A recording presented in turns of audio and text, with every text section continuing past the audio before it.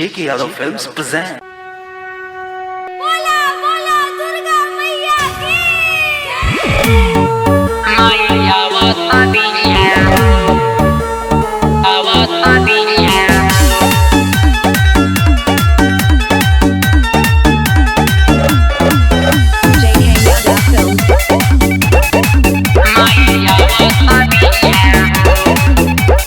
हेटावा से चल के परसा पड़ारिया में आवत बिया हो।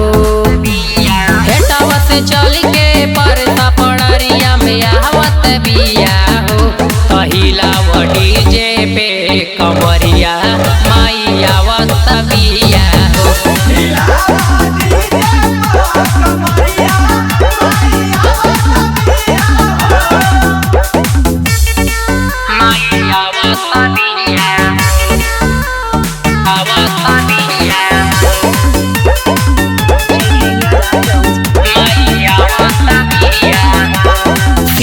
चौराहा पे माई के पंडलिया सजल बकेतना बढ़िया हो।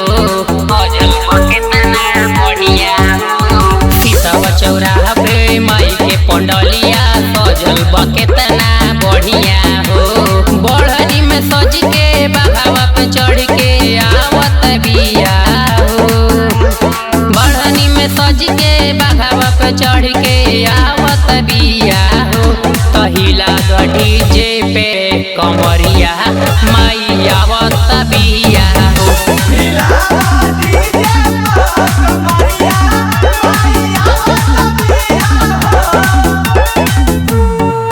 माई आवत बिया आवत बिया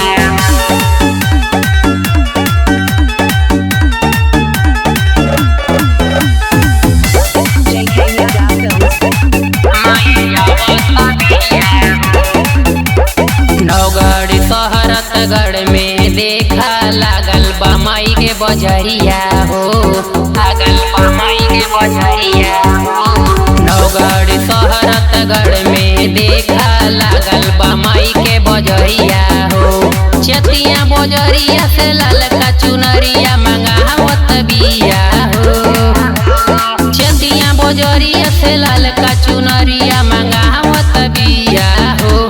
पहिला डीजे पे कमरिया माई आवत बिया हो।